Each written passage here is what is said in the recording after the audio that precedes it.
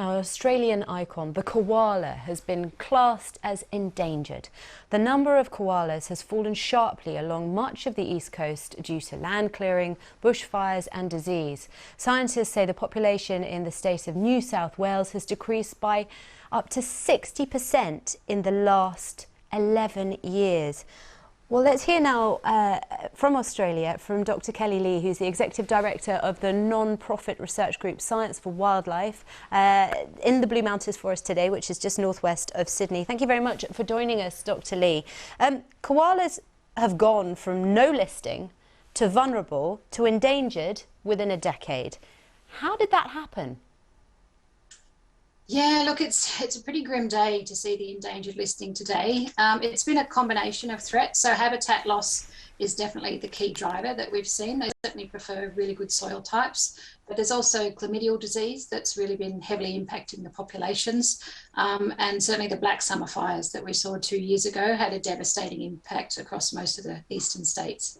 Let's take that first reason that you gave, loss of habitats. I wonder about where that leads the recovery effort for this species. I mean, how do you get to increase the population and take species off an endangered list if they've got nowhere to live?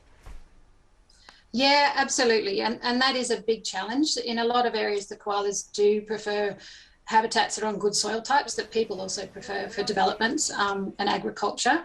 So there has been a big net loss of habitat over the last couple of decades, and it's been accelerating pretty much every year. Under the increased protections now, under the EPBC Act, the hope is that the decisions are much more in the favour of the koalas and that the habitat loss is stemmed. We've also been finding them inside protected areas, which has been quite hopeful, but then under climate change, that's now an added challenge as well. Now, a New South Wales inquiry suggested that koalas could become extinct by 2050. What needs to be done to prevent that from happening?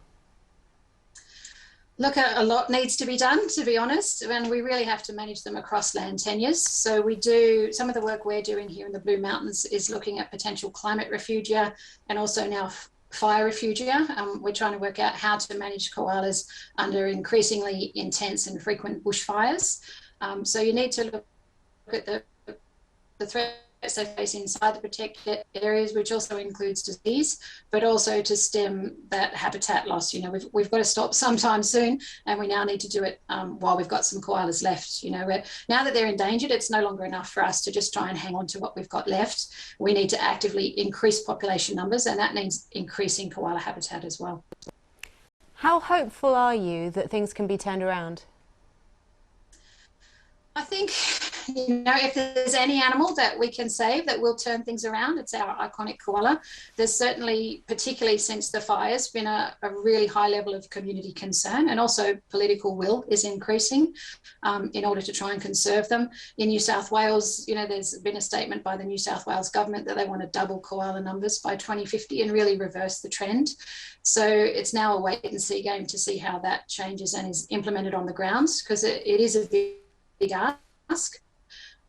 There's certainly a lot of tree planting and various things going on, but obviously the key thing right now to hang on to the koalas that we have is to conserve the old growth forests and their core habitats right now, and to stop any net losses. Okay, we're going to leave it there for the moment. Dr. Kellie, thank you very much for your time and for joining us today. Thank you. Thanks very much.